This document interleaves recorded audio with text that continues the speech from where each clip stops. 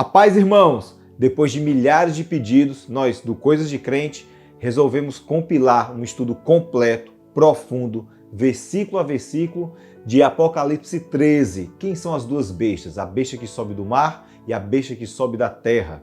Você vai acompanhar com o pastor Arilton Oliveira e o professor Rodrigo Silva quem são esses personagens que têm tudo a ver com o fim dos tempos. E você não pode sair até o final, porque lá no final eu vou trazer um presente muito especial para você, que pode ser entregue na sua casa, ou no seu tablet, ou no celular, no seu smartphone, ou no seu computador. Fica até o final, porque eu quero dar um presente para você. O que mais suscita curiosidade entre os crentes hoje, acho que sempre, né? É a identidade da besta, ou como interpretar a besta de Apocalipse 13. Vamos pegar por etapas. Em primeiro lugar, é interessante que o Apocalipse ele é escrito de uma forma de quiasmo. Vou explicar isso para quem está em casa. Se você olhar a Bíblia, ela foi escrita por a maioria das pessoas que não sabiam ler nem escrever. Quer um exemplo? No Apocalipse fala assim, quem tiver a Bíblia, abra comigo aqui, por gentileza, e pode ver o que está escrito em Apocalipse, capítulo 1, versículo 3. Bem-aventurados aqueles que leem e aqueles que ouvem as palavras da profecia e guardam as coisas nelas escritas, pois o tempo está próximo. Tem um erro de tradução aqui na minha Bíblia, porque no grego está assim, bem-aventurado aquele que lê e aqueles que ouvem. Só um que lia, porque a maioria não tinha acesso ao livro e nem tinha capacidade de ler. É por isso que os comentaristas falam que o Apocalipse era lido em voz alta. Lido em voz alta e lido com técnicas de memorização, mnemotécnica. E a mnemotécnica na época bíblica usava, por exemplo, a poesia. É como se poesia na Bíblia não é rima. É mais ou menos assim, a menina era bonita e inteligente, uma garota esperta e charmosa. Eu falei a mesma coisa com palavras diferentes. Se você olhar na sua Bíblia, o Salmo é todo assim, né? Você pode olhar, os salmos são sempre frases paralelas. E o quiasmo é quando você pega um paralelo aqui, aqui, aqui e vai juntando. E vai fazendo... Pode olhar, por exemplo, as 7 cartas têm promessas que apontam para o final do livro. Ao vencedor, dá-lhe que se assente no trono de Deus, que coma da árvore da vida, que beba da água do rio da vida.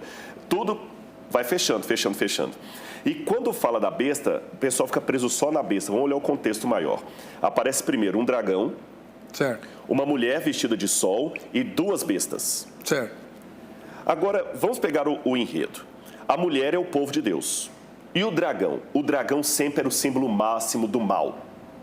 Sempre o símbolo máximo do mal. E eu tenho que explicar esse dragão para entender a besta. Passa o próximo slide e você vai ver o que nós temos ali. Vamos ver aqui. Olha aí. Isso aqui é desde a época do Antigo Testamento. Isso aqui é um selo ugarítico, onde você tem um deus pagão, o deus Yam, às vezes aparece como sendo Baal, às vezes como sendo Yam, lutando contra um dragão de 7 cabeças. É mesmo. E ele está cortando a cabeça de um dos dragões.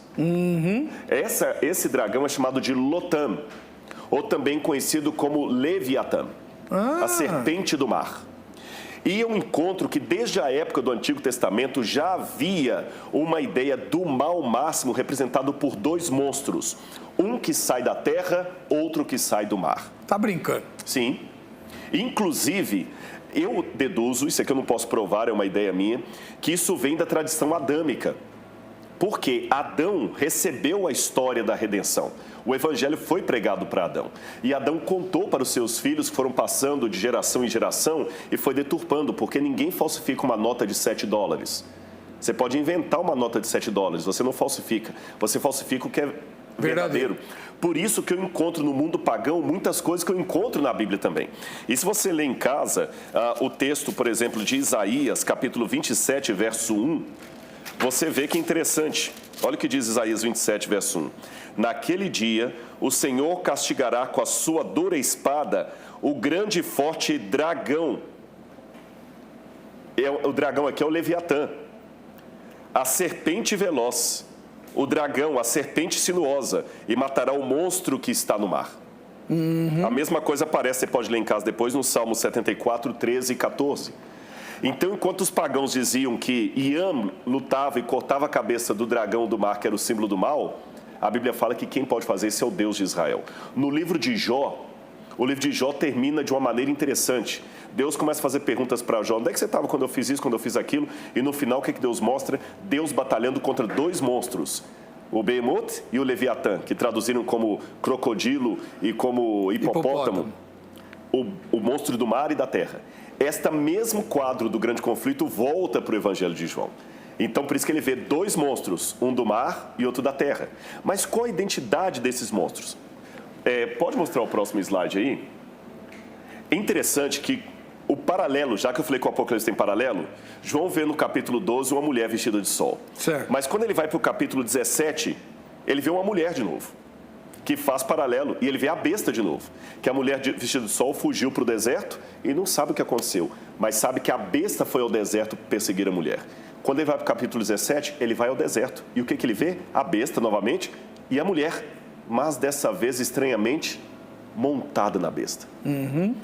E o próprio livro do Apocalipse, você pode ler em casa, ele fala sobre quem seria essa mulher. Apocalipse capítulo 17, perdão. Bom, por causa do tempo, eu vou só citar aqui, Apocalipse capítulo 17, diz assim, verso 16.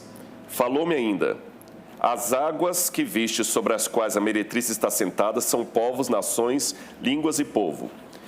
Verso 18, a mulher que viste é a grande cidade que domina sobre os reis da terra. E essa mulher estava montada na besta. Curioso, se você ler o capítulo 12 e 13, você vai ver o seguinte quadro. Uma mulher vestida de sol que é perseguida pelo dragão. O dragão não consegue alcançar a mulher, ele manda a besta que sai do mar atrás da mulher. E a besta vai ao encalço da mulher no deserto.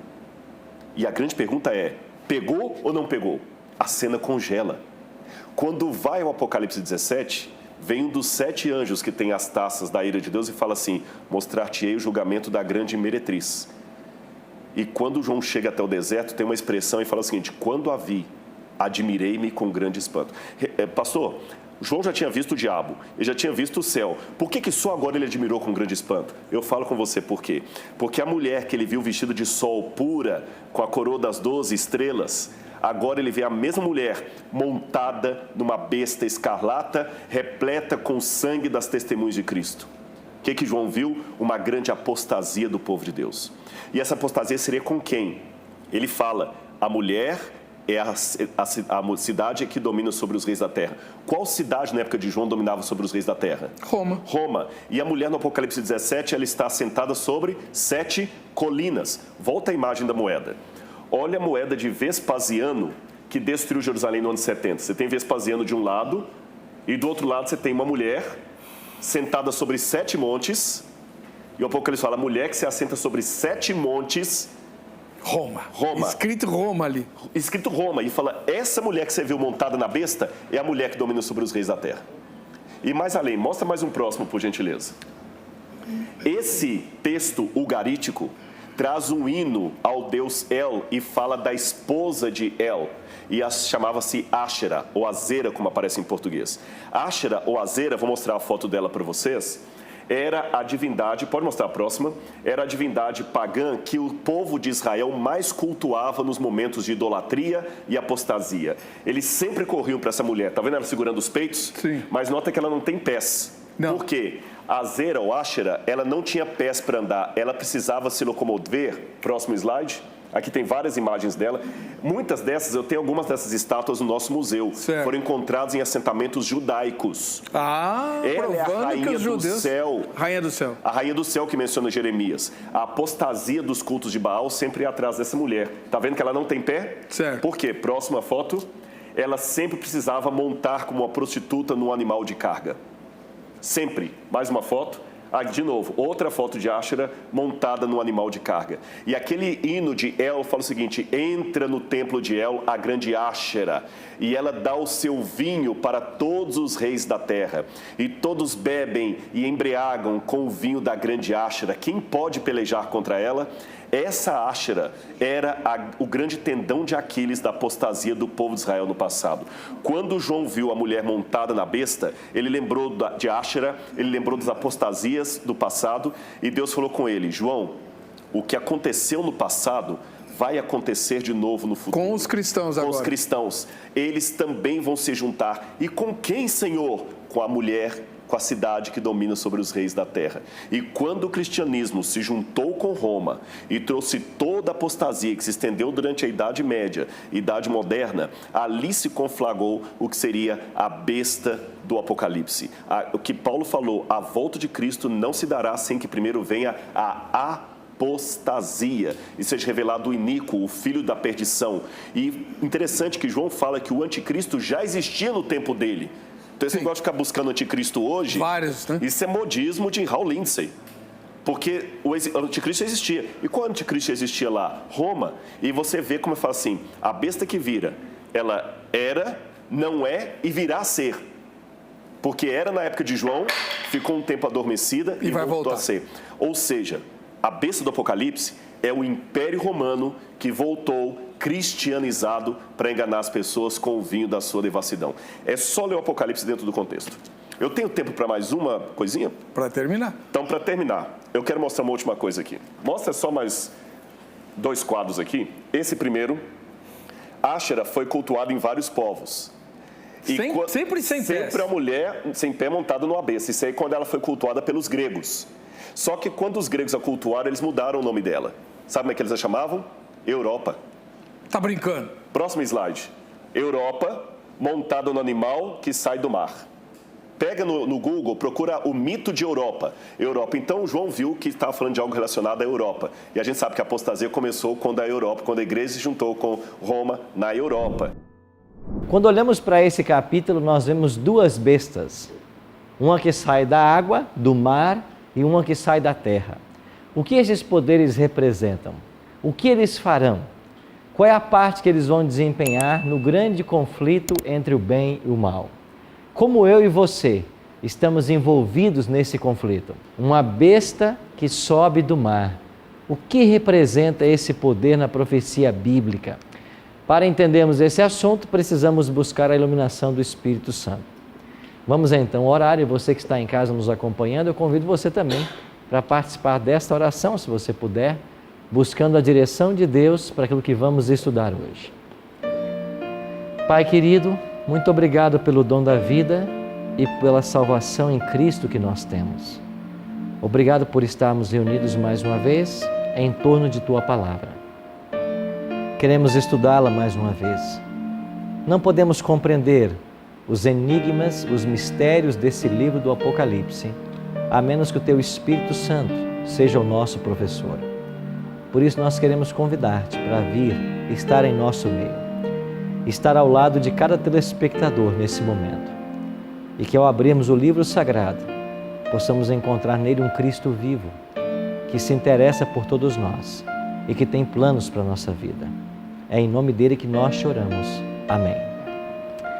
Convido você a abrir a sua Bíblia em Apocalipse 13, você que está em casa também, pegue a sua Bíblia, vamos para o livro do Apocalipse e chegamos então ao capítulo 13.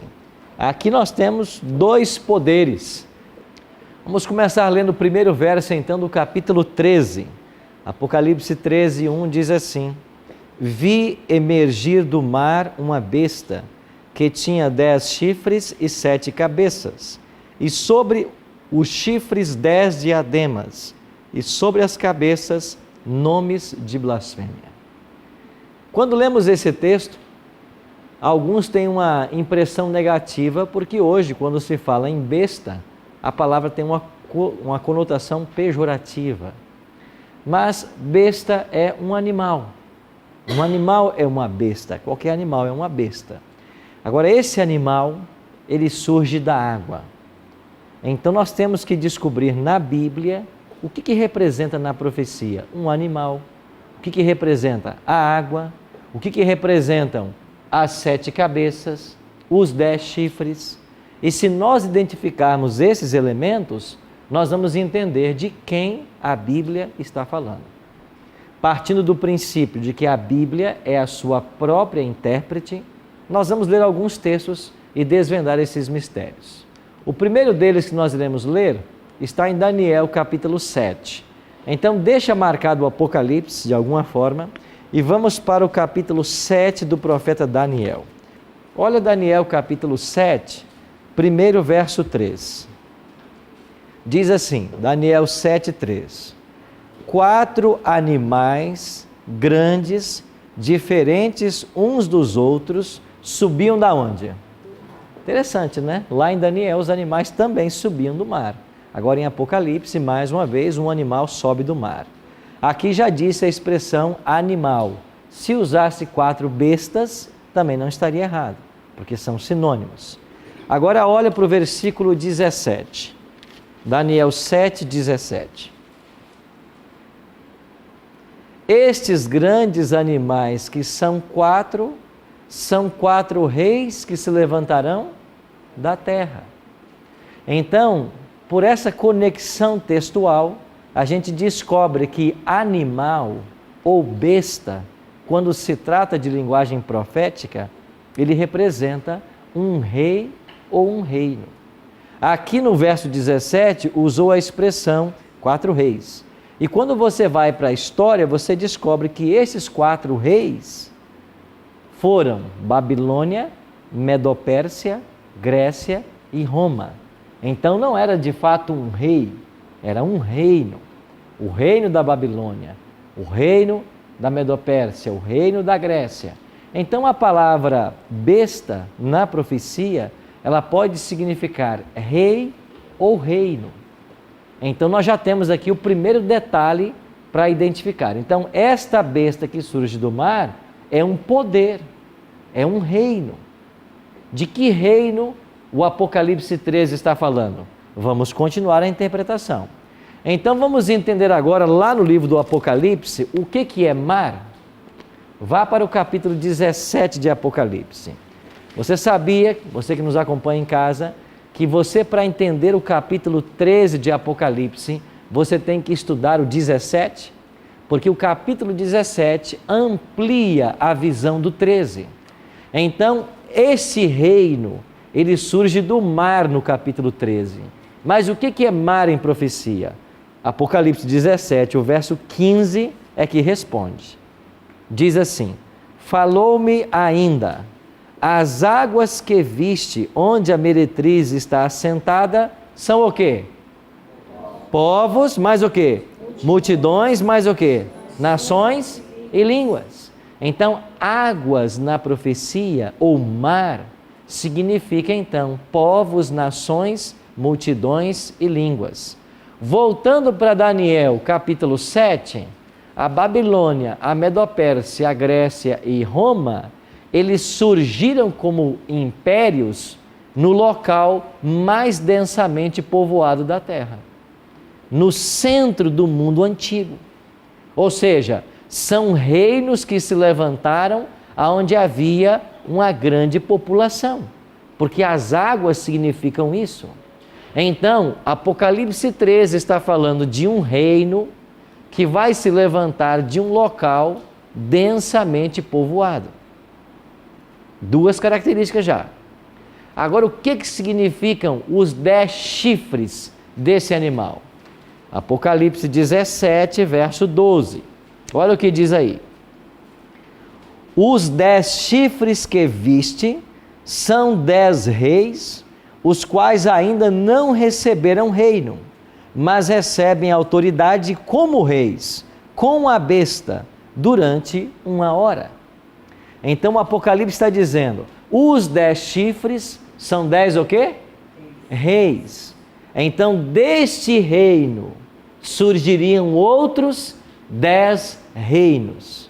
Bom, aqui nós já temos uma pista, porque nós já estudamos com vocês de que o único império mundial que perdeu o seu poder foi minado em suas bases por 10 reinos ou tribos bárbaras. Foi que império?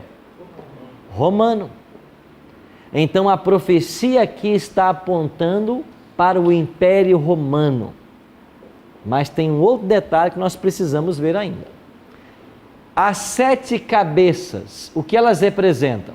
Porque esse animal ele tinha 7 cabeças e 10 chifres. Mas o que representam essas 7 cabeças? Apocalipse capítulo 17, no verso 9. Aqui está o sentido. Quem tem sabedoria, as 7 cabeças são 7 montes nos quais a mulher está assentada, mas são também 7 reis.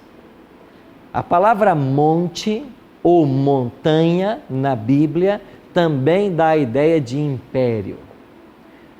Você lembra de Daniel capítulo 2, daquela pedra que foi arrancada e lançada contra a estátua e até crescer e tornar-se, encher toda a terra? A ideia de monte ou montanha também tem a ideia de reis. E o próprio versículo está dizendo, são também 7 reis.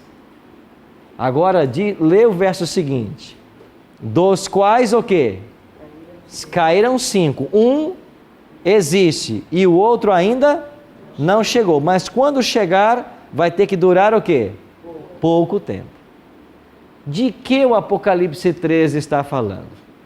Com base nesses textos e na história, nós podemos chegar às seguintes conclusões. Os 10 chifres correspondem às 10 tribos bárbaras que invadiram o território de Roma, a Itália, e provocaram a queda do Império Romano.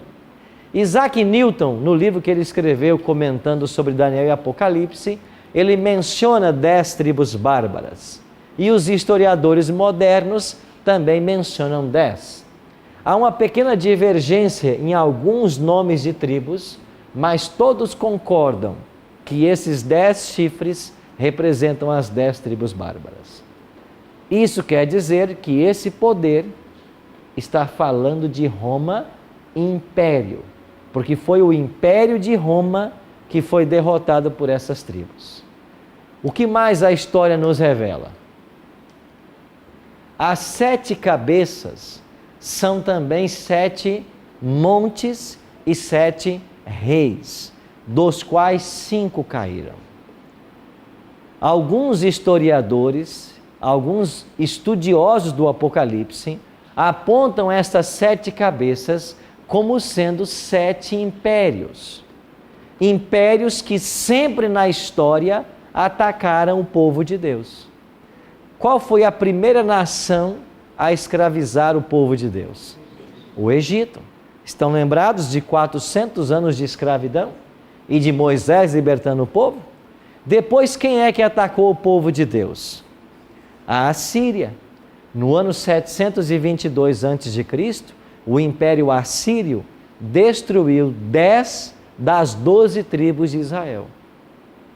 Depois, as 2 tribos que sobraram, Judá e Benjamim, foram escravizadas por quem? Por Babilônia. E aí está a história de Daniel. Depois veio a Medopérsia, que também atacou o povo de Deus, a Grécia.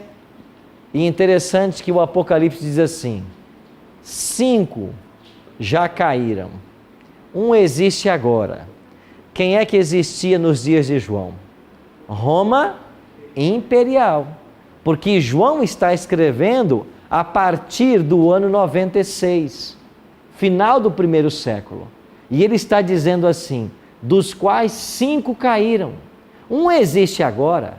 E qual era o império, o rei que dominava nos dias de João? O Império Romano.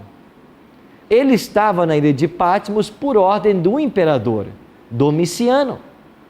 E ele diz assim, mas um ainda não chegou. E qual é o poder que não havia chegado nos dias de João? Roma papal, que só chegou no 6º século, para ser exato, no ano 538, como já vimos aqui. Então, estas 7 cabeças são alusões a 7 poderes que atacariam o povo de Deus. E nós já estudamos com vocês que mesmo Roma papal, sendo um poder religioso, atacou o povo de Deus. E nós vamos voltar mais uma vez nesse tema aqui. Com isto, nós concluímos de que esta besta que surge do mar é Roma, em suas 2 fases, império e papal. Então a profecia nos aponta que esse poder que se levanta cumpre-se em Roma pagã ou imperial e Roma eclesiástica ou papal. Vamos ver os outros versos para saber se isso se encaixa nas ações históricas. Leiamos então o versículo 2, a primeira parte. A besta que vi era semelhante a leopardo, com pés de urso e boca de leão. Este animal que se levanta do mar, ele tem semelhança com o leopardo, o urso e o leão. Aonde você encontra esses três animais aqui? Lá em Daniel capítulo 7, nos 4 animais que se levantaram do mar. E quais são os impérios representados pelo leopardo, urso e leão? O leão, Babilônia. O urso, a Medopérsia. O leopardo, a Grécia. Agora, como que Roma, império e papal, se parece com esses 3 impérios? Os estudiosos dizem assim: de Babilônia, Roma copiou a pretensão, o orgulho, o pecado e a transgressão à lei de Deus. Por que Roma copiou isto de Babilônia? Primeiro, a pretensão e o orgulho. Não foi o imperador romano que se declarou o próprio Deus? O imperador romano não buscava para si a adoração como um Deus? João não foi para a ilha de Patmos por ter se negado a adorar ao imperador como Deus? Isso não é pretensão? Não foi o Papa Leão XIII que declarou: nós, os papas, temos sobre a terra o lugar do Deus Todo-Poderoso?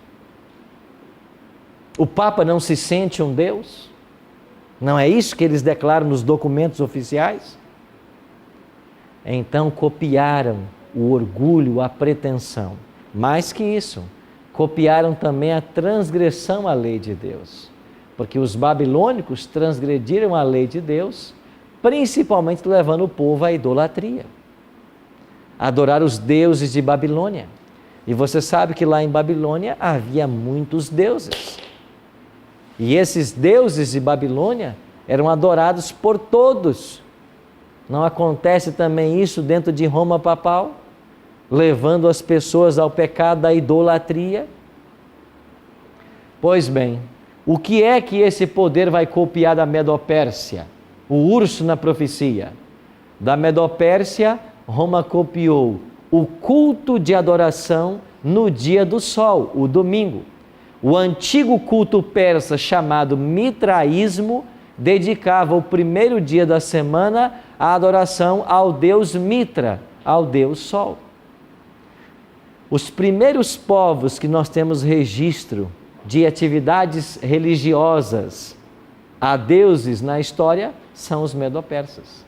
Porque essa seita medo-persa, mitraísmo, eles já santificavam o primeiro dia da semana ao sol. Mas não foi isso que o Império Romano também fez? Quando Constantino baixou um decreto no dia 7 de março de 321, levando as pessoas a repousarem no venerável dia do sol? Roma Imperial fez isso. E Roma Papal também não fez isso? Não foi Roma Papal quem trouxe para um concílio eclesiástico a ideia de que o domingo é o dia santo? Veja, eu tenho em minhas mãos aqui o Catecismo Romano. E olha o que ele diz na página 567.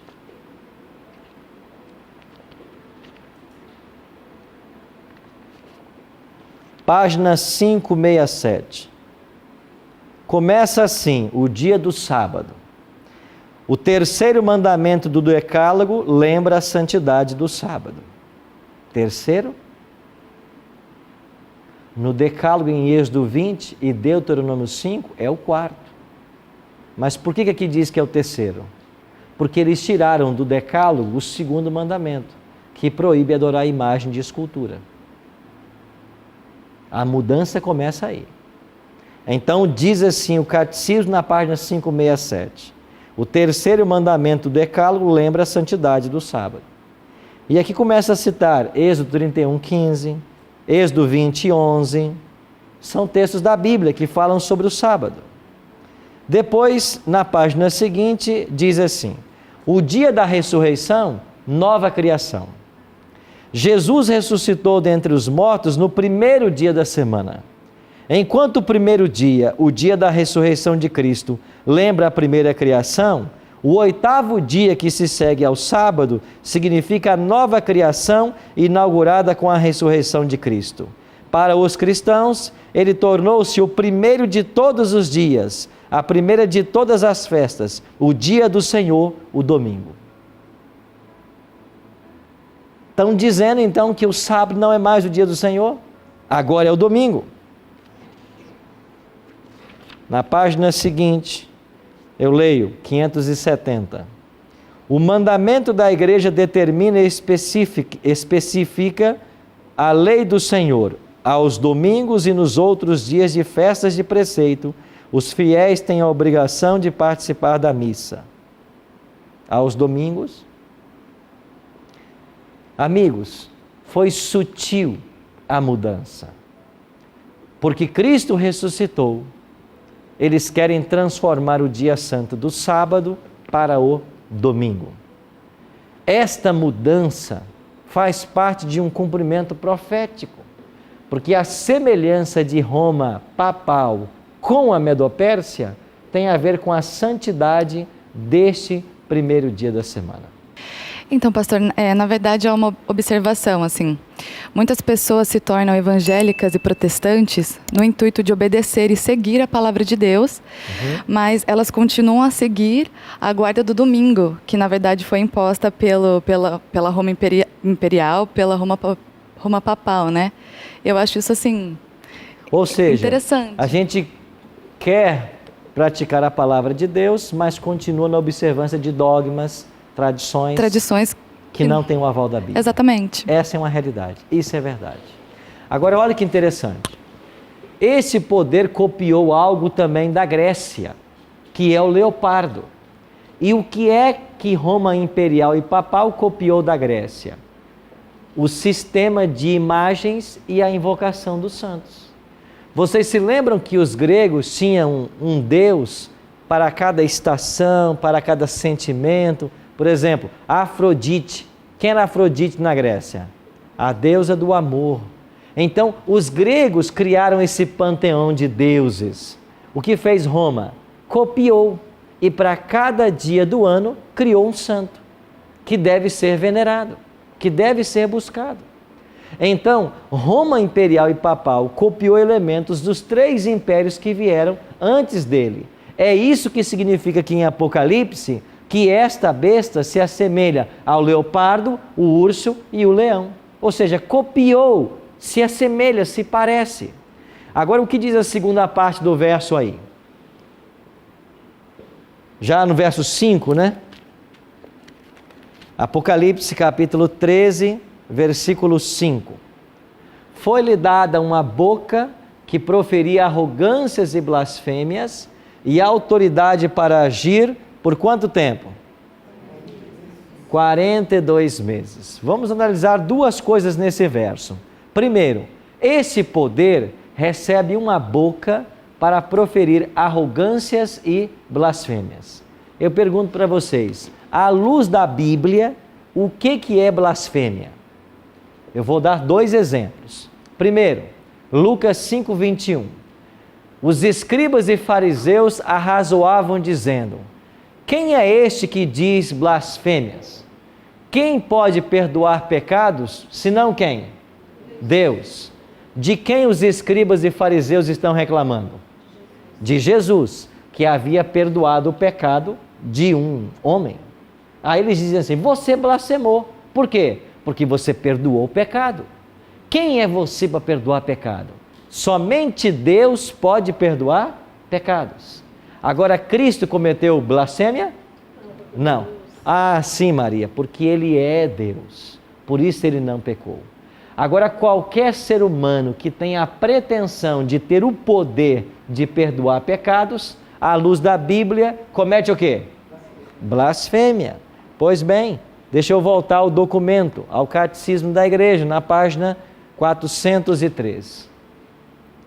O ministério deste sacramento, falando do sacramento, e diz assim: como Cristo confiou aos seus apóstolos o mistério ou ministério da reconciliação, os bispos, seus sucessores e os presbíteros, colaboradores dos bispos, continuam a exercer este ministério. De fato, são os bispos e os presbíteros que têm, em virtude da ordem ou do sacramento da ordem, o poder de perdoar todos os pecados em nome do Pai, do Filho e do Espírito Santo. Quer dizer então que a igreja acredita que um ser humano mortal, pecador como todos nós, tem o poder de perdoar pecados? A Bíblia diz claramente que isto é uma blasfêmia. Mas pastor, espera aí, a Bíblia não diz assim que nós devemos perdoar os nossos pecados uns aos outros? Que devemos confessar nossos pecados uns aos outros? Claro que diz. Agora você tem que encarar o perdão no âmbito horizontal e vertical. Quando eu ofendo ao meu próximo, eu devo buscar o perdão dele. E ele, por amor a Cristo e a mim, deve me perdoar. Eu perdoo a ofensa que você cometeu contra mim. Agora, quando eu peco contra Deus, eu vou me dirigir a um ser humano para buscar o perdão? A Bíblia diz que isso é blasfêmia. Porque só Cristo pode perdoar pecados. Só Deus perdoa pecados. O que mais é blasfêmia? Vamos para o Evangelho de São João, capítulo 10, verso 33. Responderam-lhe os judeus: não é por boa obra que te apedrejamos, e sim por causa da blasfêmia, pois sendo tu homem, te fazes Deus a ti mesmo. Por que é que eles provocaram esse comentário? Porque em João 10, 30, Jesus disse assim: eu e o Pai somos um. Ou seja, eu sou Deus. Tudo que Deus é, eu sou Deus. Aí eles disseram assim: nós vamos te apedrejar. Aí Jesus perguntou assim: por que vocês estão me apedrejando? Por que boa obra vão me apedrejar? Porque eu faço boas obras. E eles disseram assim: não, é porque você, sendo homem, te fazes Deus a ti mesmo. Então, o que é blasfêmia à luz de João 10, 33? A pretensão de ser Deus. Se colocar no lugar de Deus. E não é isso que declarou o Papa Leão XIII? Nós temos sobre a terra o lugar do Deus Todo-Poderoso? Não é esta reverência que se tem para com o Papa como um Deus aqui na terra? Não é ele o vigário de Cristo? Sim, minha amiga, Graziele. Eu gostaria de saber sobre, que eu já ouvi muito falar, que o único pecado que não tem perdão é a blasfêmia contra o Espírito Santo. Certo. Eu queria entender melhor isso. Jesus falou assim: todos os pecados que vocês cometerem vos serão perdoados. Mas aquele que pecar ou blasfemar contra o Espírito Santo, esse não será perdoado. O que é o pecado imperdoável? É o pecado contra o Espírito Santo. E o que é o pecado contra o Espírito Santo? Em João 14 e João 16, Jesus disse que o Espírito Santo seria dado a nós para nos convencer do pecado, da justiça e do juízo. É o Espírito quem me convence do pecado. Agora, o que é pecar contra o Espírito Santo? É resistir à influência do Espírito. Resistir tanto a essa influência que chega a um ponto que eu não mais ouço a voz dele. Se eu não ouvir mais a voz do Espírito, eu não posso ter arrependimento. Porque o ser humano não provoca em si o arrependimento. Essa é uma ação divina. Então, aquele que sabe que está em pecado e insiste neste pecado conhecido, pode chegar a um ponto que ele não mais ouça o apelo do Espírito Santo para abandonar o pecado conhecido. E usar o nome assim, do Espírito Santo para fazer certas brincadeiras, como eu já ouvi muito, seria também uma blasfêmia? Você pode blasfemar contra Deus e pode sim pecar, porque um dos mandamentos é não usar o nome de Deus em vão. Então, se você usar o nome do Deus Pai, Deus Filho, Deus Espírito Santo em vão, você nisso está pecando. Mas isso não é o pecado contra o Espírito Santo. O pecado contra o Espírito Santo é a resistência à voz do Espírito, a insistência num pecado conhecido, até que você chegue a um ponto de se colocar num ambiente que o Espírito não mais alcance você. Se o Espírito não mais é ouvido por você, você não tem mais como se arrepender. Aí você blasfemou contra o Espírito Santo. Como eu posso saber se eu cometi ou não o pecado contra o Espírito Santo? Você tem ouvido a voz de Deus chamando você? Você tem ouvido o Espírito Santo conversando com você, te levando por um bom caminho, querendo o seu bem, a sua salvação? Isso é prova que o Espírito Santo está trabalhando na sua vida. Isso é prova de que Deus não desistiu de você. Mas se eu sei que algo é pecado, eu não posso ficar insistindo nesse pecado. Eu tenho que abandonar esse pecado. Senão corro o risco de pecar contra o Espírito Santo. Bruno. Pastor, só voltando um pouquinho ao assunto com relação à adoração de outros deuses. A gente sabe que na época do Império Romano, como na supremacia papal, a Bíblia ficou por muito tempo escondida, né? O povo não tinha acesso. Mas se colocando nos dias de hoje, né? A gente viu, por exemplo, o Brasil, aqui perto nós temos a Basílica de Nossa Senhora da Aparecida, milhares de pessoas que vão até lá para adorarem aquela santa, né? E elas têm hoje o acesso à Bíblia. E também, assim, tem muitos relatos também de curas, né? A gente vê que muitas pessoas, eu pedi para Nossa Senhora e ela me curou, né? O porquê que existe essa cura para as pessoas hoje e por que as pessoas que hoje têm acesso à Bíblia e a Bíblia do cristão quanto da Bíblia católica é a mesma, existe o mandamento de que não devemos adorar outros deuses, ainda assim a igreja continua adorando os santos? A sua primeira pergunta sua última pergunta com relação à adoração aos santos é por um ponto que eu já mencionei para vocês aqui. Nós hoje todos temos as Bíblias em mãos, mas nós não as estudamos. Nós vamos para a igreja, celebramos 1 hora de culto, às vezes todo dia, e não se estuda nenhum tema da Bíblia. Não se pega texto para comparar com texto. Muitas vezes se acredita na revelação que alguém trouxe. Amigo, revelação é o que está aí. Isso é revelação. Como é que eu posso trazer uma outra revelação que não seja a Bíblia? Eu estou usando o lugar de Deus, eu querendo ocupar o lugar de Deus. E veja, as revelações que eu conheço, maiormente são sobre detalhes específicos da vida das pessoas. Você acha que Deus virá em todos os cultos aqui para ficar revelando detalhes específicos e trazer à luz, à tona, pecados secretos das pessoas? É assim que Deus age? Então você quer revelação? Vá para a Bíblia. Isso é revelação. Então, primeiro ponto, as pessoas desconhecem porque não estudam. Temos a Bíblia, mas não estudamos. Segundo ponto, uma pessoa ora para uma santa, para um outro Deus e recebe uma cura, um milagre, uma bênção. Deus pode ouvir a sinceridade dessa pessoa. Deus lida com cada um de nós de acordo com a luz que nós temos. E Deus pode sim me curar, me dar uma bênção, porque eu pedi com sinceridade, ainda que tenha pedido para um santo. Mas eu pedi não sabendo que isso não era correto. Então Deus olha a sinceridade do meu coração e responde, mesmo sabendo que o crédito vai para o lugar errado. Mas Deus é tão bom que mesmo sabendo que Ele não vai receber o crédito pelo milagre, Ele ainda assim o faz. Tá, só uma dúvida. O diabo tem o poder de curar? O diabo também tem poder. Então, não só poder para colocar a doença, como para tirá-la. Agora, se a cura vem de Deus ou do diabo, nós temos que fazer uma análise de cada caso. Entendi. Obrigado, pastor.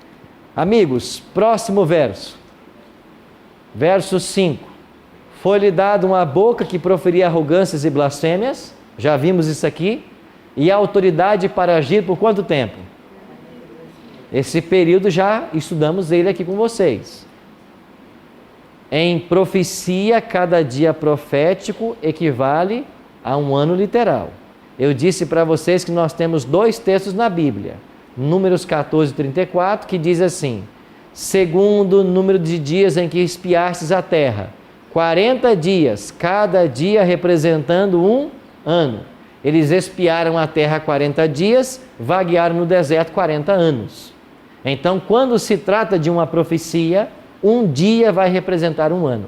E Ezequiel 4, 6 e 7 diz assim: 40 dias te dei, cada dia por um ano. Mais uma vez o princípio aparece aqui. Então, se eu tenho 42 meses e cada mês no calendário judaico tem 30 dias, eu tenho 1.260 dias. Se eu estou falando de um período profético, então esse poder atuaria na história por 1.260 anos. E nós já explicamos para vocês aqui que em 538, um decreto de Justiniano, que é do ano 533, e a expulsão dos ostrogodos, 538, dá início à supremacia papal. E se você pegar 538 e somar 1.260 anos, você chega a 1798. O que aconteceu ali? O Papa Pio VI foi preso. Então aqui está o período de 42 meses que esse poder atuaria. Agora eu pergunto, qual é o poder na história secular que por 1.260 anos perseguiu aos santos? Não foi a Igreja Romana? Não foram o Tribunal do Santo Ofício? A Santa Inquisição? Não foram esses os que perseguiram o povo? Olha o que diz o verso 7. Foi-lhe dado também que pelejasse contra os santos e os vencesse.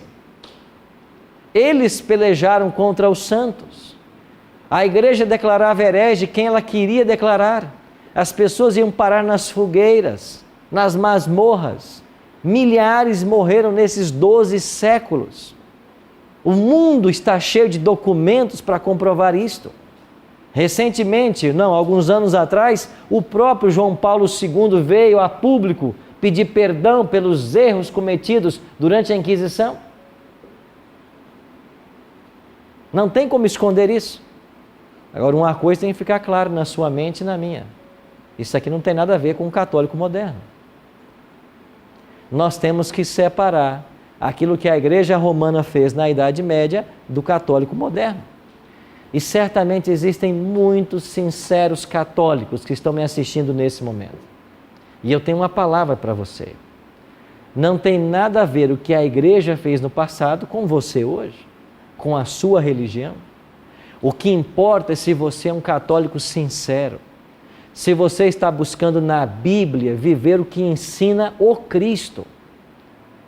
E você deve cuidar para que aquilo que você está vivendo não seja dogmas e tradições da igreja que não tem base alguma na Bíblia. Em qualquer igreja, Deus tem filhos sinceros.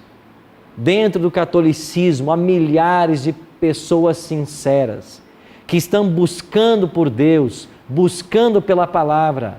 Agora, se esse conhecimento não chegar à tua vida, pode ser que você não tenha a venda tirada dos olhos. Eu estou aqui em nome de Cristo para mostrar para você que existe uma verdade bíblica a ser observada e que a Igreja Romana faz parte de uma profecia da Bíblia. Isso aconteceu no passado, mas nós veremos ainda no futuro algo parecido. E você tem que saber, você que ama a Cristo, você que teme a Deus, você que quer o céu, você tem que saber. E nós todos temos que aprender. Então veja, esse poder perseguiu os santos. Isto durou 12 séculos. Mas finalmente o que aconteceu? Olha o que diz o verso 13. Então vi uma de suas cabeças como o quê? Golpeada de morte. Mas esta ferida mortal foi curada, e toda a terra se maravilhou seguindo a besta. Eram 7 cabeças. Uma foi ferida de morte. E quando é que essa ferida de morte aconteceu? Quando o Papa Pio VI foi preso. A prisão do Papa em 1798 foi esse golpe mortal. Mas o verso diz assim, mas a ferida mortal seria curada. E hoje nós estamos vendo a cura da ferida mortal num processo de popularização do papado. Então, esta confiança que esse sistema está voltando a ter é profético, é a cura da ferida que aconteceu em 1798. Meu amigo, por favor. Sempre tive uma dúvida, nós sabemos da Trindade, né? Pai, Filho e Espírito Santo. Eu sei quem é o Pai e sei quem é o Filho. Não sei quem é o Espírito Santo. Gostaria de saber. Existe um verso no livro de Atos, no capítulo 5, e a experiência de Atos aqui envolve Ananias e Safira e o apóstolo Pedro. É uma história interessante de alguém que vendeu uma propriedade de terra, prometeu devolver para a igreja, os apóstolos, e depois acabou escondendo parte. Então, olha o diálogo de Atos 5 para você entender quem é o Espírito Santo. Versículo 3.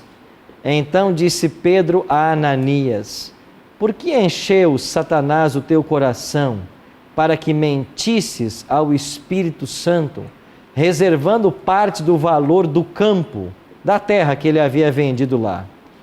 Aí você continua o texto e ele vai dizer assim no versículo 4: conservando-o porventura não seria teu, e vendido não estaria em teu poder?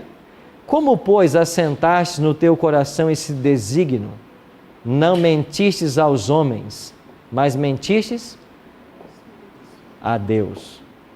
Ele diz assim: você mentiu ao Espírito Santo. No verso seguinte ele diz: você mentiu para Deus. Quem é o Espírito Santo? Ele é Deus. Deus Pai, Deus Filho, Deus Espírito Santo. Tudo que o Pai é, o Filho é e o Espírito é. Amigos, vocês entenderam? A ferida mortal aconteceu, ela está sendo curada. O que é essa cura? É a credibilidade que o sistema papal voltou a ter no século XXI. Versículo 10 termina dizendo assim, o último verso desse primeiro poder: se alguém leva para cativeiro vai.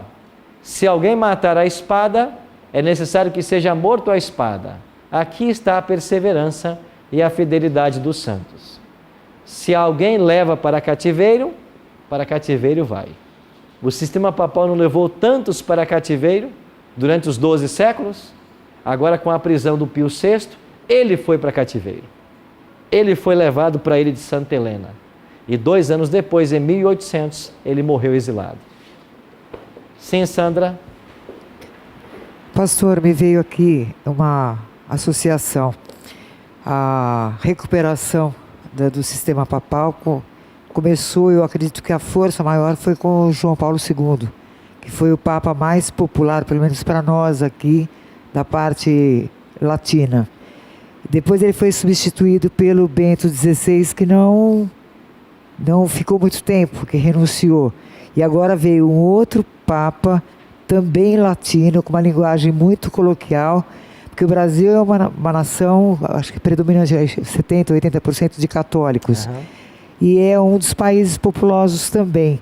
Então, eu entendo que esse ressurgimento do sistema papal está comprovado aí, na popularidade desses 2 papas. E o que não foi tão popular, tão aceito, renunciou e até hoje não se sabe pelos motivos. Né? Alguns teólogos apontam principalmente a data de 1929 para o começo dessa restauração da ferida ou da popularidade. O que aconteceu em 1929? Benito Mussolini estava no comando da Itália e ele devolveu para a igreja os 44 hectares de terra que hoje constituem o Estado Vaticano.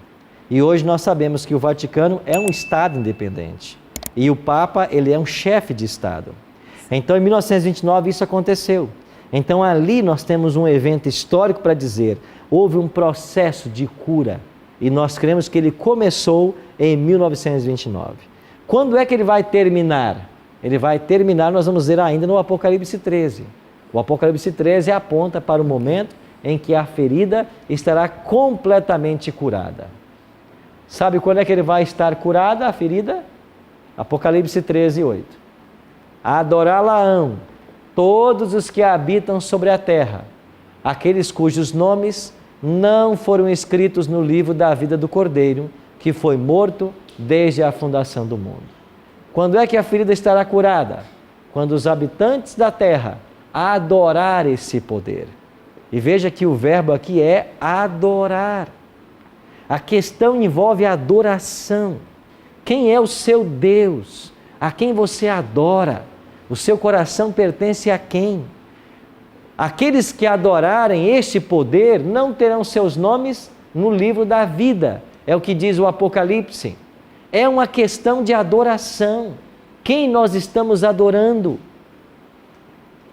Somente Cristo é digno em todo o universo de receber a nossa adoração. Foi isso que nós aprendemos em Apocalipse capítulo 4. Lembra? O livrinho tinha que ser aberto. Ninguém podia, nem no céu, nem na terra, nem debaixo da terra. Aí um anjo disse assim: não chora, João. Não chora, porque o leão da tribo de Judá, ele venceu para abrir. E então seres celestiais se uniram num cântico: digno é o cordeiro que foi morto de receber a honra, a glória e o louvor. A quem você adora? A quem você venera? A homens ou a Deus? Quem você venera? Quem é o centro da tua religião? A tua reverência é para quem? Homens? Santos? Ou Deus? Só um ser nesse universo é digno da sua adoração. O Apocalipse 13 nos ensina de que esse poder é um poder blasfemo. Ele tenta ocupar o lugar de Deus. Mas, querido amigo, isso não pode acontecer na sua vida. Não pode. No espaço que Deus reservou no teu coração, há lugar só para Ele. Você não pode dobrar seus joelhos, venerar homens, santos, só Deus. É isso que a Bíblia ensina. Se você quiser ser um cristão bíblico, é isso que nós podemos ensinar. Certamente você é uma pessoa sincera. Você tem uma experiência com Deus. Você tem buscado o Senhor. A pergunta que eu faço agora é: não existe mais algum conhecimento que Deus quer que você tenha? Será que Deus não está, com esta mensagem, permitindo que você cresça, dê mais um passo na sua jornada cristã? Eu oro para que a venda caia dos teus olhos. Eu oro para que o Espírito Santo te ajude nessa caminhada, que não é fácil. Não é fácil porque a vida inteira talvez você aprendeu de outro jeito. Talvez você tenha um respeito tremendo por teus pais, que em toda a sinceridade deles te ensinaram de outra forma. Mas mais uma vez eu digo para você: não confie a tua salvação a homens. Não confie, não arrisque perder o céu por causa de ninguém. Volta para a Bíblia, volta para a profecia, volta para o Apocalipse. Você percebe quantas verdades tem na Bíblia? E nós estamos tocando ainda apenas superficialmente o livro de Deus? Quantas coisas temos que caminhar ainda? Mas a boa notícia é que não estamos mais aonde estávamos. Nós estamos num caminhar. O convite é: vem para Jesus. Ele disse: eu sou o caminho, a verdade e a vida. Talvez hoje você descobriu muitas coisas que te surpreenderam. E não é nossa intenção aqui no programa magoar ninguém, ferir sentimentos, desrespeitar ninguém. Mas é trazer a palavra de Deus para as pessoas. Busque investigar por você mesmo. Ore a Deus para que Ele mostre o caminho. Pergunte para Ele se Ele tem um plano mais excelente para a tua vida. E deixe que o Espírito te conduza. Não rejeite apenas com base naquilo que você conhece, com base naquilo que você tem praticado até aqui, mas busque descobrir a verdade. Busque conhecer mais sobre o assunto, porque só assim nós poderemos crescer em nossa experiência com Deus. Isso é uma lição para todos nós. Nós não podemos parar nunca o estudo, o conhecimento, o aprendizado, o crescimento. Nós devemos morrer assim aprendendo, conhecendo mais da palavra. E vamos gastar uma vida e não vamos esgotar quase nada do que esse livro reserva para nós. porque é a verdade de Deus, são muitas lições a serem aprendidas. Por isso vamos colocar nossa vida mais uma vez nas mãos de Deus e deixar que Ele nos conduza. Pegue sua Bíblia, assim como nossos convidados já estão com as suas, e vamos então ao estudo do capítulo 13 de Apocalipse. Apocalipse 13, 11 a 18. Uma besta que sobe da terra. Agora no versículo 11, o quadro profético apresenta um outro poder. Diz assim o verso 11, vi ainda outra besta, e ela emerge da onde agora? Da terra. Se a primeira emergiu do mar, e nós vimos lá em Apocalipse 17, 15, que mar significam povos, nações, multidões e línguas, esta agora surge da terra, ou seja, ela vai surgir de um local não densamente povoado, pouco povoado. Esta é a ideia. A terra aqui está em oposição ao mar do primeiro poder. E veja que o Império Romano surgiu do centro da Europa, o mundo mais habitado de então.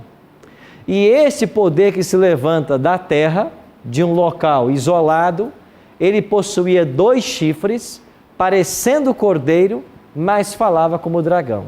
Ou seja, pelo simbolismo nós entendemos de que ele tem uma aparência, mas a prática é outra. Ele aparenta uma coisa e na realidade é outra. De quem a profecia está falando?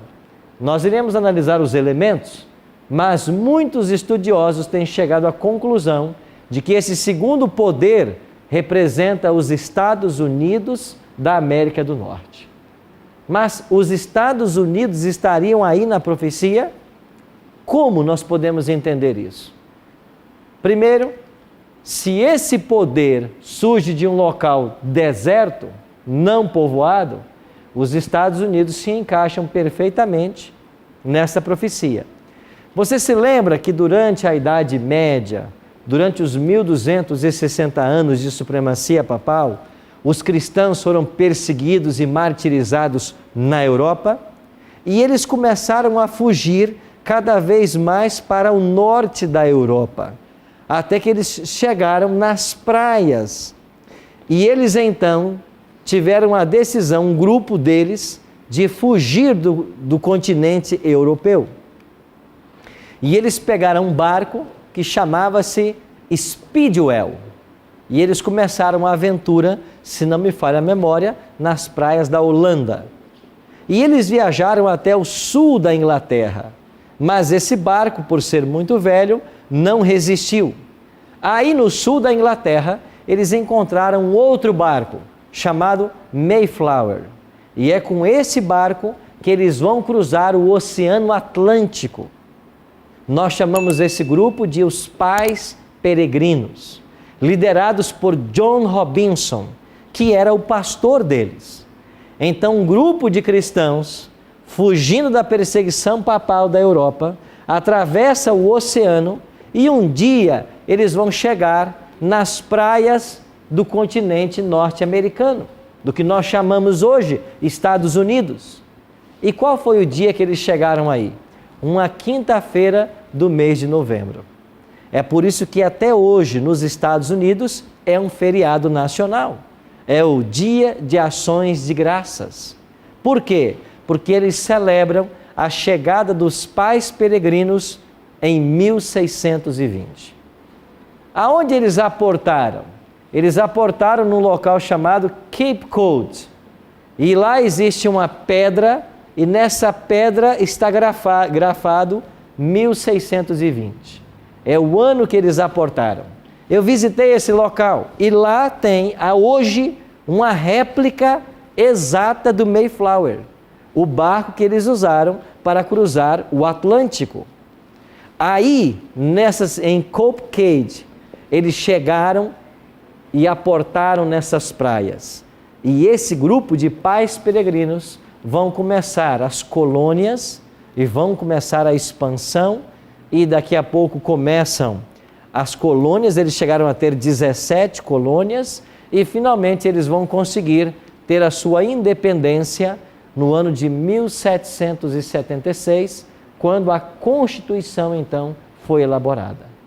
Ou seja, os Estados Unidos, eles foram colonizados de um local deserto, pouco povoado, e eles são a nação protestante, porque eram cristãos que vieram da Europa fugindo das perseguições papais. Por isso os Estados Unidos, eles são a maior nação protestante do mundo. E quando foi elaborada a sua Constituição, ficou bem claro que eles tinham um ideal. E qual era o ideal que eles tinham? Um país sem rei e uma igreja sem papa. Este foi o ideal, era o sonho dos pais peregrinos. Por quê? Porque eles estavam fugindo da opressão europeia. Eles queriam um Estado democrático, onde o Estado e a igreja tivessem separado. De fato, o discurso dos presidentes americanos sempre foram nessa direção. Olha o que, por exemplo, disse Thomas Jefferson. Desde que uma pessoa tenha o direito de escolher sua própria religião, sem pagar o preço da discriminação, nenhum teste de religião será requerido como qualificação para qualquer posição pública nos Estados Unidos. Desde cedo, e esse discurso é passado de presidente para presidente, nós não queremos a união da igreja com o Estado. Alguns presidentes diziam assim: eu não governo em nome da igreja e a igreja não legisla em nome do governo. São coisas totalmente separadas. Então, esta questão do poder civil separado do poder religioso, na profecia tem a sua aplicação nos 2 chifres. Lembra que é uma besta que surge da terra, possuía 2 chifres? Esses 2 chifres nós aplicamos ao poder civil e ao poder religioso, claramente separados nos Estados Unidos. Agora, tem a aparência de cordeiro, mas falaria como dragão. Hoje a aparência de cordeiro, liberdade religiosa, direitos respeitados, mas quando é que esta nação começará a falar como dragão? Vamos ver hoje. Vamos ver no discurso do capítulo 13 como isso vai suceder. Olha para o verso 12. Falando desta segunda besta, o Apocalipse diz assim: exerce toda a autoridade da primeira besta na sua presença e faz com que a terra e os seus habitantes adorem a primeira besta, cuja ferida mortal fora o quê? Curada. Ou seja, quando a ferida for curada, os Estados Unidos levarão os habitantes da terra a adorar o papado. Mas como que isso será possível? Tem que haver uma união muito próxima dessas 2 potências. E veja que mais uma vez aparece a expressão aqui, adorar. Lembra que no nosso último encontro eu já falei que esta é uma questão que envolve a adoração? Quem você adora? E aqui mais uma vez nós temos uma nação protestante que vai levar os habitantes da terra a adorar o papado. A questão final do conflito será o tema da adoração. Quem você adora? Esse é o tema do conflito final. E o Apocalipse 13 trata desse conflito. De alguma forma, esta segunda besta vai levar os habitantes da terra a adorar a primeira. De alguma forma, os Estados Unidos, eles irão criar leis que levarão as pessoas a adorar o papado. Mas como que isso pode cumprir-se na profecia? A revista Time, do dia 24 de fevereiro de 1992, trouxe como matéria de capa uma reportagem intitulada A Santa Aliança. A revista Time é uma revista que não é religiosa, é uma revista secular. E na matéria de capa, ela trouxe a matéria, A Santa Aliança. E o que essa revista Time falava nesse momento? Falava do início das relações diplomáticas entre a Casa Branca e o Vaticano. Você sabe que na história do Senado americano, lá por volta do ano de 1950, 51, houve uma tentativa de um senador de estabelecer relações diplomáticas com o Vaticano. Quando esta proposta foi levada para o Senado, lá nos idos de 1950, 51, houve um grande tumulto no Senado americano. Por que criou-se esse tumulto? Nós estabelecemos relações diplomáticas com o poder que oprimiu os nossos pais peregrinos? Por isso fugimos da Europa? Mas passados alguns anos, para ser exato, no ano de 1984, foi o ano em que Estados Unidos e Casa Branca, eles iniciaram suas relações diplomáticas, quando cada um votou um embaixador no território do outro. E William A. Wilson foi o primeiro embaixador norte-americano nomeado no Vaticano. Aí começaram as relações diplomáticas. Essas relações diplomáticas, elas têm crescido. Olha o que diz a profecia, versículo 14. Seduz os que habitam sobre a terra, por causa dos sinais que lhe foi dado executar diante da besta, dizendo aos que habitam sobre a terra, que façam uma imagem à besta, aquela que, ferida a espada, sobreviveu. Os Estados Unidos farão uma homenagem, uma imagem à besta, a primeira besta que foi ferida e sobreviveu. Mas o que será esta imagem? A imagem é uma cópia de um original. O que foi o original na experiência da primeira besta? Foram 12 séculos de perseguição. Esta imagem que será feita é que um sistema repressivo, como teve na Idade Média, ele voltará a acontecer agora, em nossos dias. É isso que significa fazer uma imagem. Um sistema de perseguição voltará a ser colocado diante das pessoas, envolvendo o tema da adoração. Mas como isso pode acontecer? Olha o verso 7. Foi-lhe dado também que pelejasse contra os santos e os vencesse. Trata-se da primeira besta, que batalhou contra os santos. Agora a segunda besta fará uma imagem, ou seja, ela também vai batalhar contra os santos. Ela vai levar os habitantes da terra a se submeterem ao primeiro poder de Apocalipse 13. Olha o que diz o verso 16 e 17.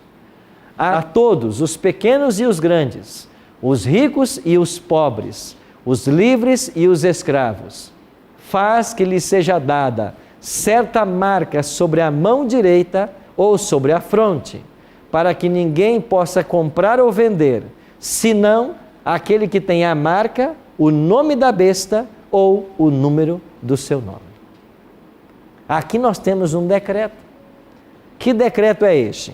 Ninguém pode comprar ou vender, a menos que tenha na mão ou na fronte a marca da besta. Alguns têm ensinado por aí de que essa marca trata-se de um sinal visível, mas não é isso que a Bíblia está ensinando. Não é sinal visível. A marca da besta não vai ser um número, um nome que vai ser colocado à testa ou na mão das pessoas. Esta é uma forma da Bíblia se expressar. Quando a Bíblia fala em mão, é um símbolo de trabalho.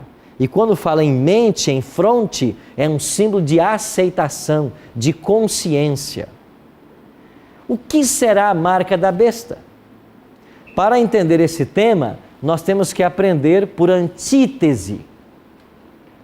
Nós temos que ver o oposto da marca da besta.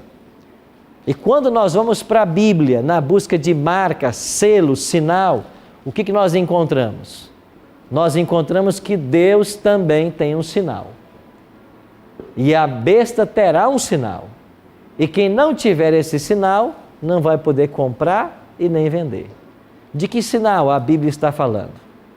Se o sinal entre Deus e o seu povo é o sábado, o selo da besta será aquilo que historicamente foi colocado no lugar do sábado. E só existe uma coisa, uma doutrina, uma crença que veio para ocupar o lugar do sábado, o domingo.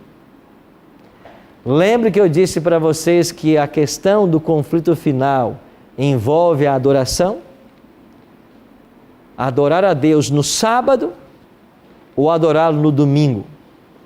O dia santo é o 7º ou é o 1º?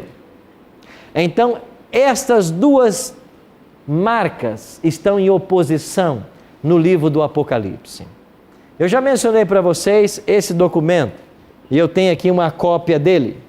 Essa carta apostólica Dies Domini, publicada por João Paulo II. Isso aqui é um documento dizendo claramente que a igreja mudou a questão do sábado para o domingo, que fez do primeiro dia da semana o dia santo em homenagem à ressurreição de Cristo. Sem qualquer texto da Bíblia aprovando isto, a mudança foi feita. Porque a igreja se acha na autoridade de mudar mesmo a lei de Deus. Agora, alguém pode mudar a lei de Deus? A algum ser humano foi dada essa atribuição? Ninguém. Ah, mas porque Cristo ressuscitou? Veja, quem mais escreveu no Novo Testamento é o apóstolo Paulo. E Paulo não ensina ninguém a santificar o domingo porque Cristo ressuscitou. Ele mesmo santificava o sábado. Você pode ver lá em Atos 16, 23, 17, 2, 18, 4. Está o apóstolo Paulo aí, aos sábados, cultuando a Deus.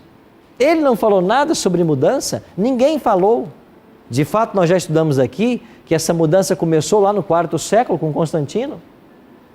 Então, amigos, há hoje um movimento em prol da santidade do primeiro dia da semana. E esse movimento vai crescer mais e mais. Olha o que diz o verso 15.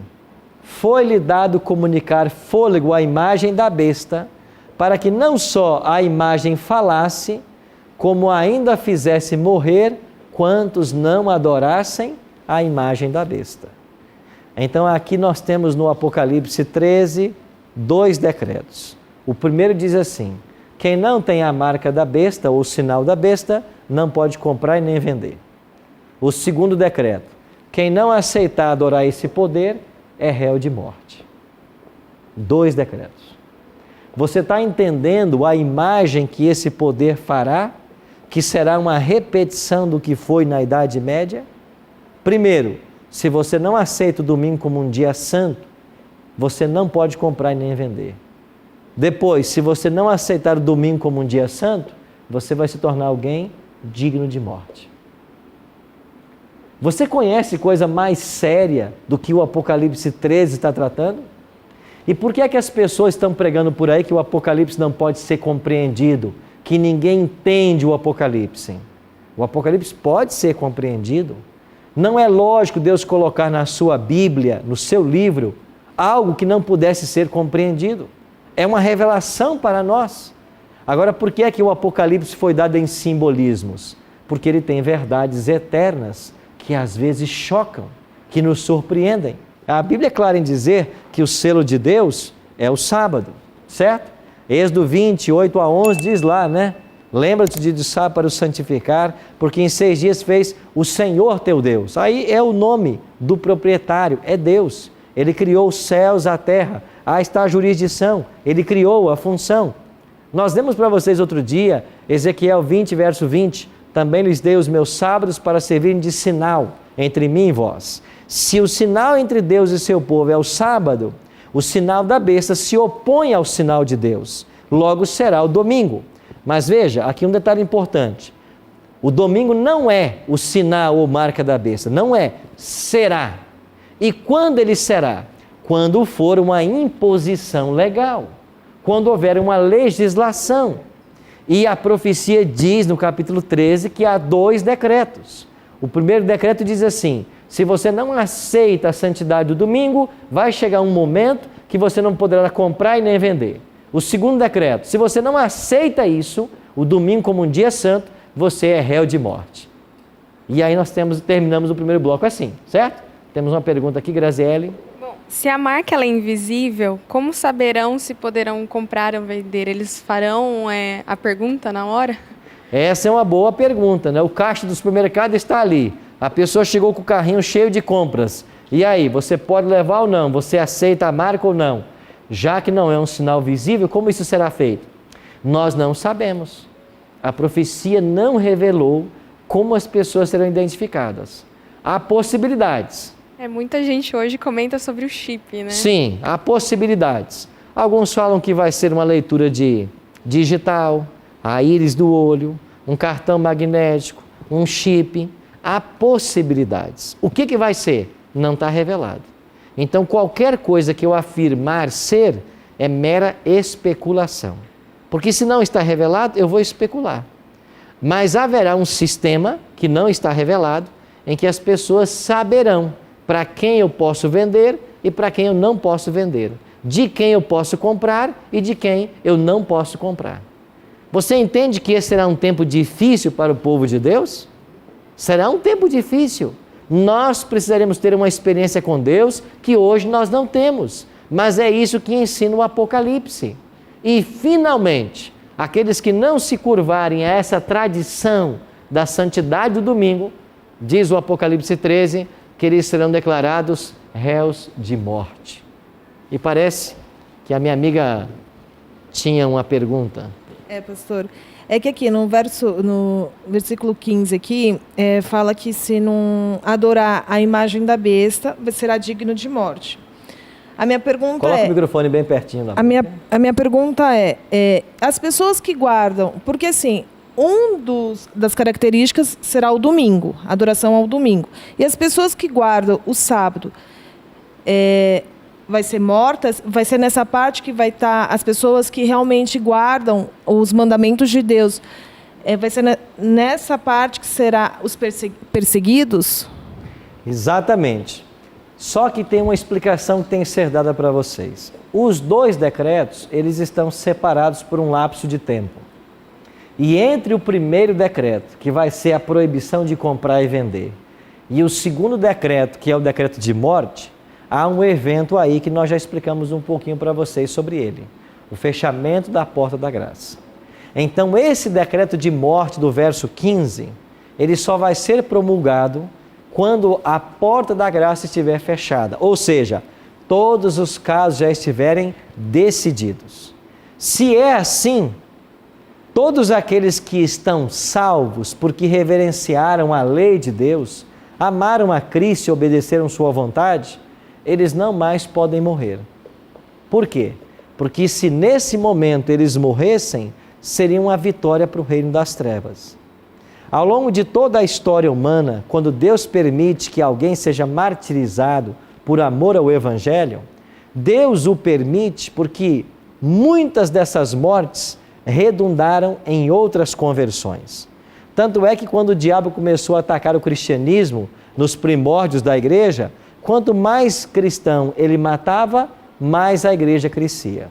Existe um pai da igreja chamado Tertuliano, que foi quem cunhou a seguinte frase: o sangue dos mártires é semente. Quanto mais se matava, mais se convertiam. Aí o diabo percebeu que matar não adiantava, ele então mudou de estratégia. Ele se insinuou dentro da igreja cristã e corrompeu a doutrina. Estudamos isso aqui no selo que abriu-se, o terceiro selo, quando foi visto um cavalo preto. Lembra? Que fala de degradação moral e espiritual. Só que nesse momento que sai o decreto de morte, os salvos já estão selados. Então sabe qual é a notícia do Apocalipse? O decreto de morte será promulgado, mas ele não vai matar nenhum santo. Por que não? Porque eles já estão selados. Eles já estão cobertos com o sangue de Cristo. Lembra que nós estudamos na semana passada aí o segredo da vitória? Eles, pois, o venceram por causa do sangue do Cordeiro e por causa da palavra do testemunho que deram. Ou seja, eles aceitaram a Cristo e eles deram um testemunho. Qual foi o seu testemunho? Nós não vamos abraçar esta heresia do domingo. Nós vamos ficar com a santidade da lei de Deus. Esse é o testemunho. Então nós seremos vitoriosos se Cristo for a nossa justiça e se nós ficarmos do lado da palavra dele. Bruno? Então, essa lei vai ser pronunciada, então, no tempo da perseguição, no tempo de angústia? E será por um pouco tempo? No tempo de angústia de Jacó. Lembra que nós estudamos sobre isso aqui? Sim. E esse tempo de angústia de Jacó, ele situa-se cronologicamente depois do fechamento da porta da graça. Então, um dos ingredientes que vai provocar angústia nos salvos é o fato de haver um decreto que está determinado que eles podem morrer. Só que eles não morrerão. Mas por que haverá angústia? Porque nesse momento os salvos não sabem que eles estão salvos. Ainda não. Entendi. Sim, Priscila? O pastor comentou sobre a estratégia de Satanás, que antes ele matava e os cristãos sempre vinham, né? Cresciam, vinham sempre fortes, né? E hoje realmente essa estratégia tem funcionado, porque por isso que as igrejas aceitam meias verdades, né? Então a gente percebe a aceitação do sábado como um grande diferencial, se a gente for ver essa estratégia.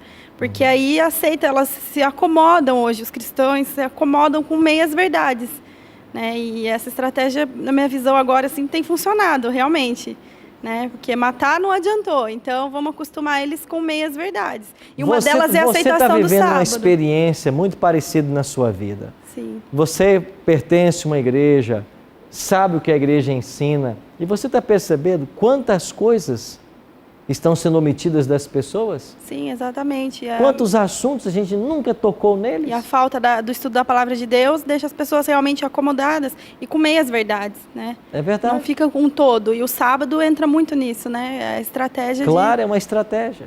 Então, amigos, você vai ter aí, o mundo vai estar dividido apenas em duas correntes.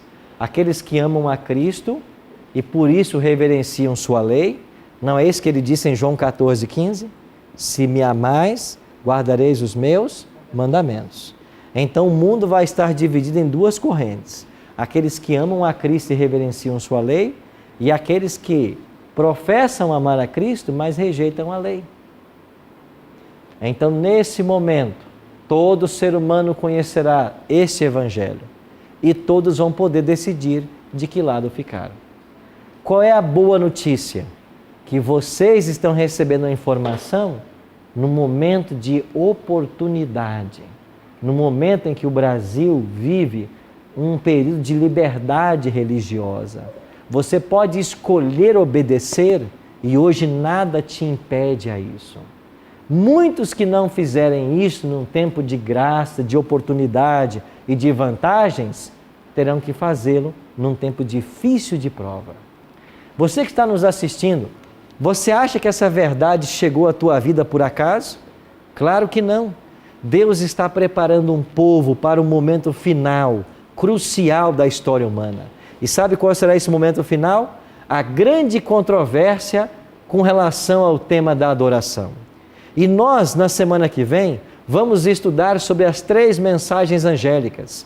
E a primeira mensagem angélica, que aparece em Apocalipse 14, verso 7, o anjo vem pelo céu e diz assim: temei a Deus e dá-lhe glória, pois chegada é a hora do seu juízo, e adorai aquele que fez o céu, a terra, o mar e tudo o que neles há.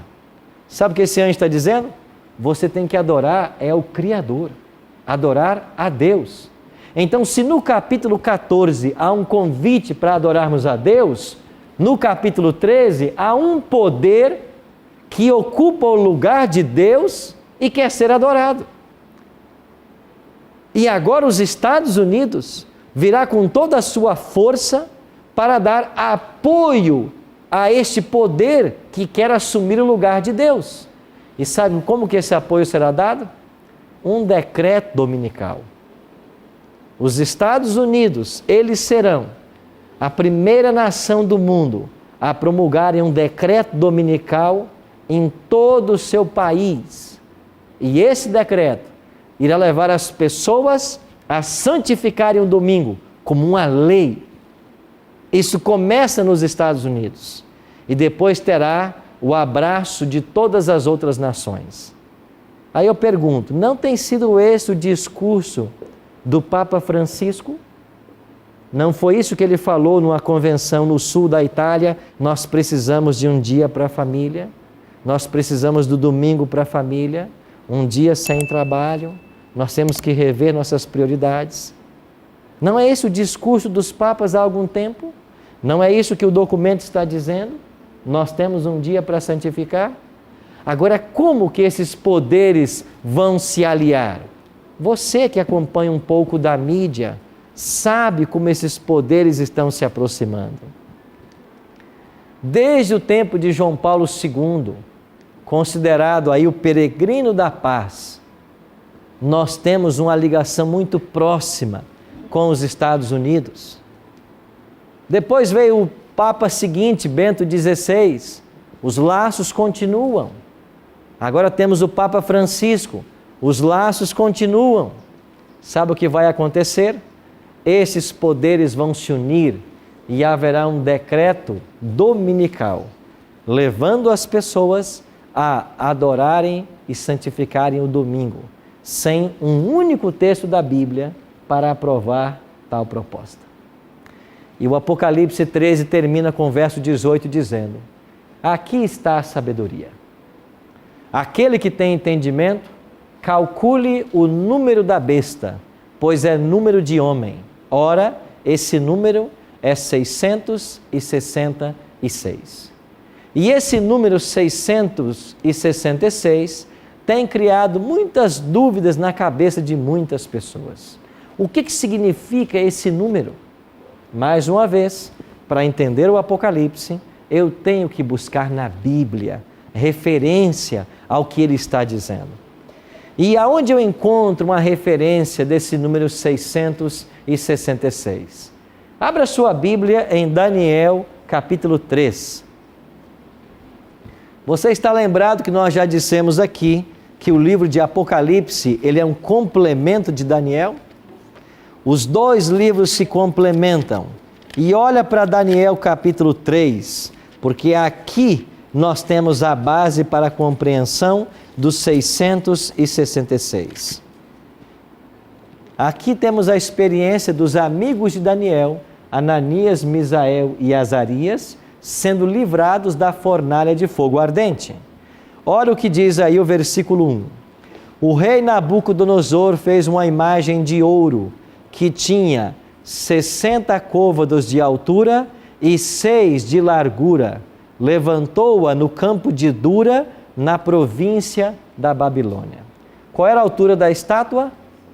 60 côvados. Qual era a largura? 6 côvados. Os números do sistema sexagesimal vieram de Babilônia.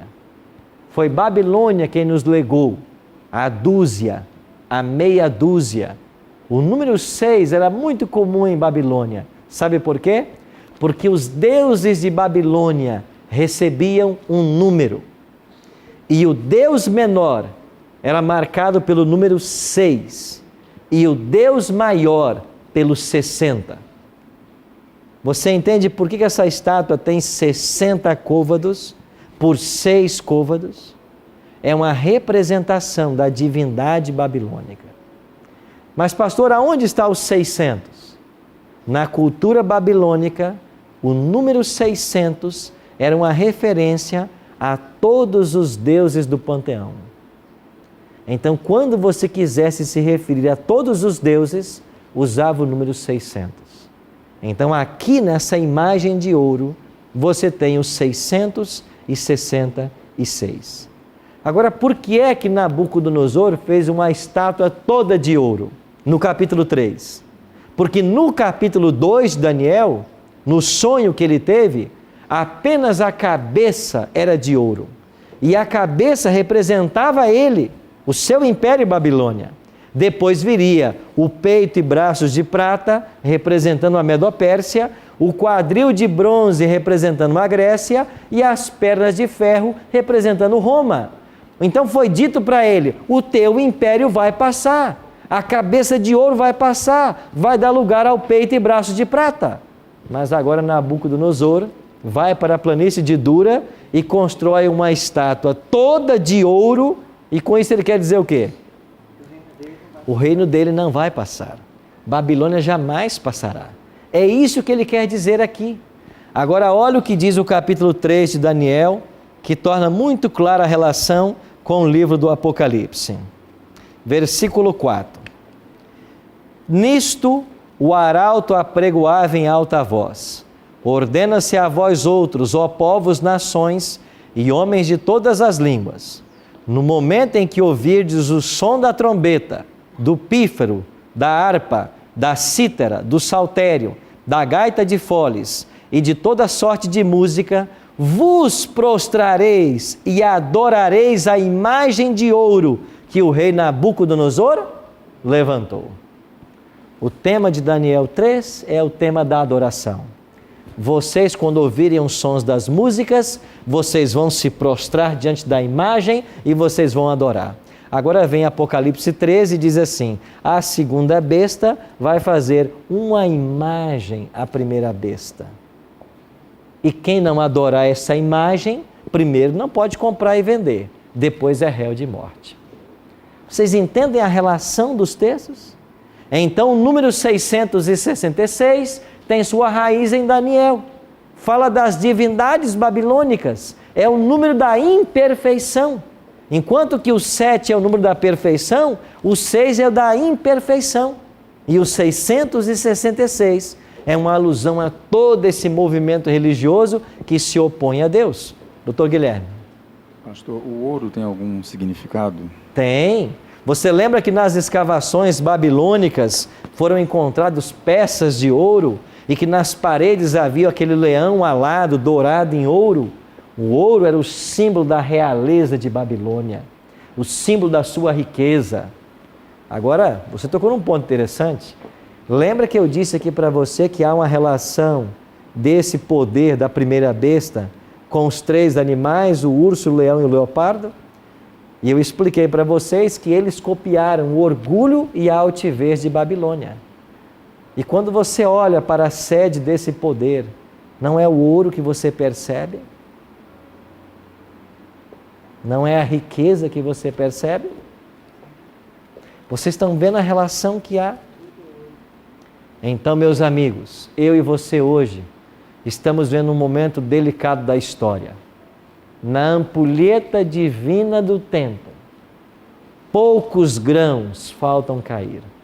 E tudo isso que hoje nós estamos ensinando como profecia, logo será uma realidade. Sabe o que a palavra profética nos ensina? Que os Estados Unidos vai se levantar para apoiar Roma. Os Estados Unidos promulgarão um decreto dominical, levando as pessoas a santificarem o primeiro dia da semana. Não virá numa crise teológica como alguns imaginam, mas raciocina comigo.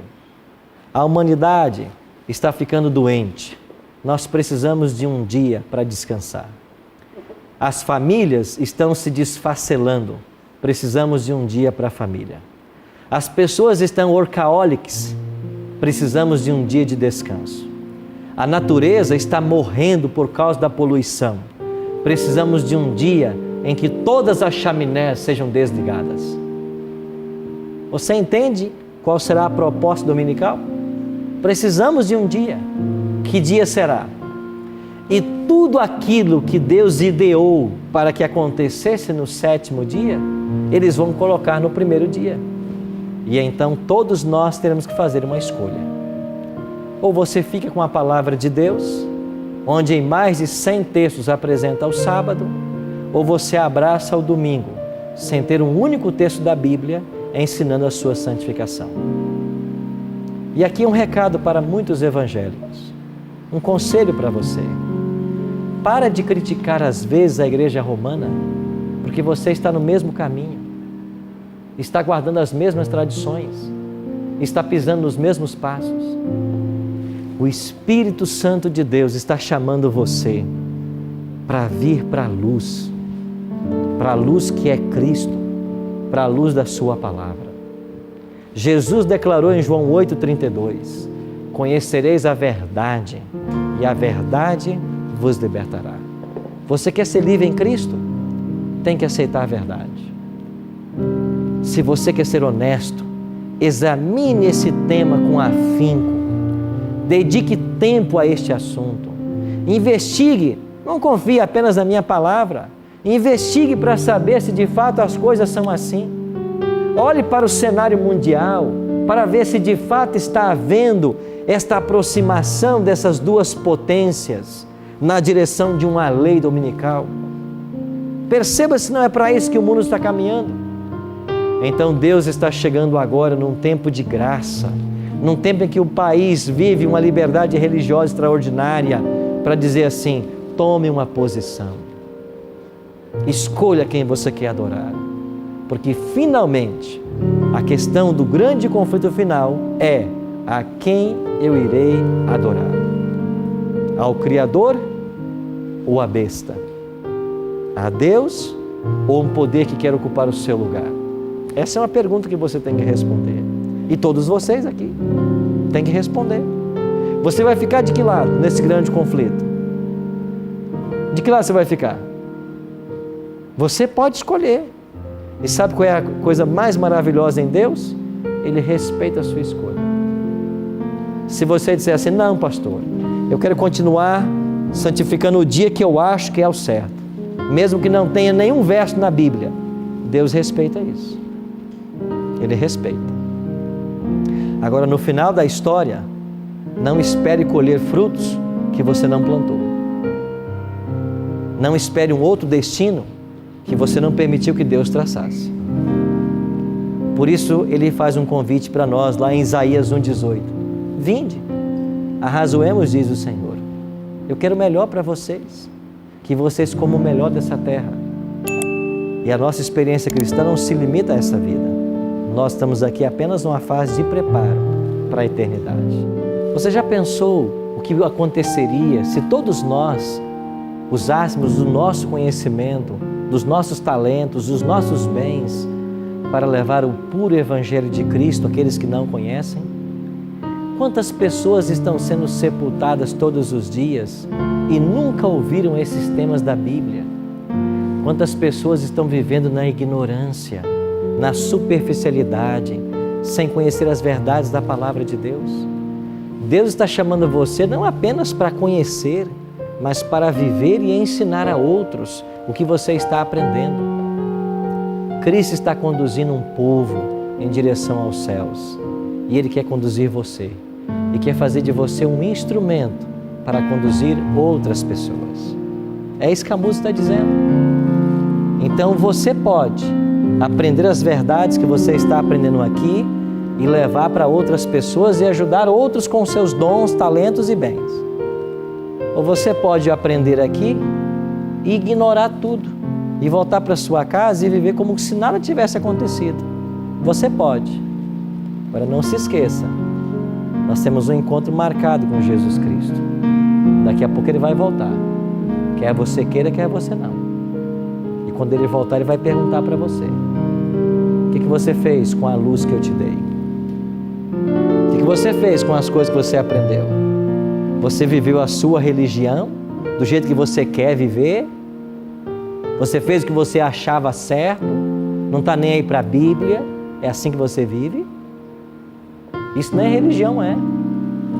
Porque religião, na sua etimologia, quer dizer religare, se ligar de novo a Deus, a palavra. Não viver do jeito que eu acho que eu tenho que viver, fazendo as coisas que eu acho que tenho que fazer. Nós não sabemos nada. Tem que deixar a palavra. Tem que deixar a palavra falar. Por isso, se você deseja ficar do lado de Cristo, adorar somente a Deus que merece ser adorado, eu quero orar por você agora. E por você que está em casa, que hoje aprendeu coisas que você nunca tinha ouvido, está chocado, surpreso.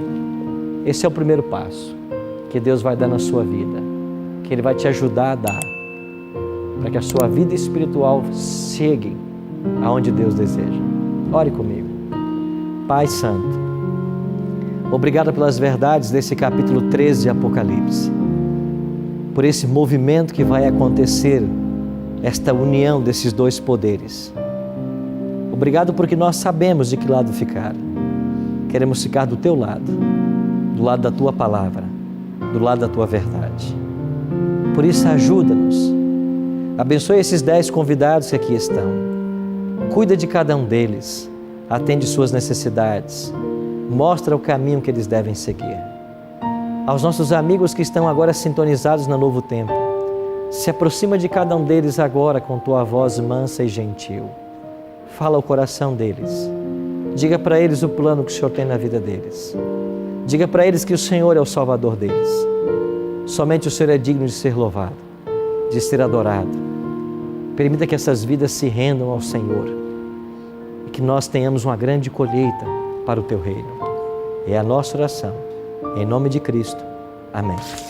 Irmãos, eu acho que não ficou dúvida nenhuma. Agora você já sabe qual é a besta que sobe do mar e a besta que sobe da terra. Se ficou alguma dúvida, não tem problema. Tá vendo essa revista aqui? Ela pode chegar na sua casa. Coloca nos comentários "eu quero", que eu vou mandar um link para você. Você se cadastra e vai poder receber na sua casa. Se não for possível, não tem problema. Você pode receber por PDF, tablet, no computador, no celular, no iPad, no iPhone, enfim, você vai receber. Eu queria muito que você pudesse também ativar as notificações, clica no sininho, compartilhe esse vídeo, para que outras pessoas possam ser abençoadas por essa mensagem, por essa lição. E muito obrigado por ter ficado até aqui. Deus é conosco. Até breve!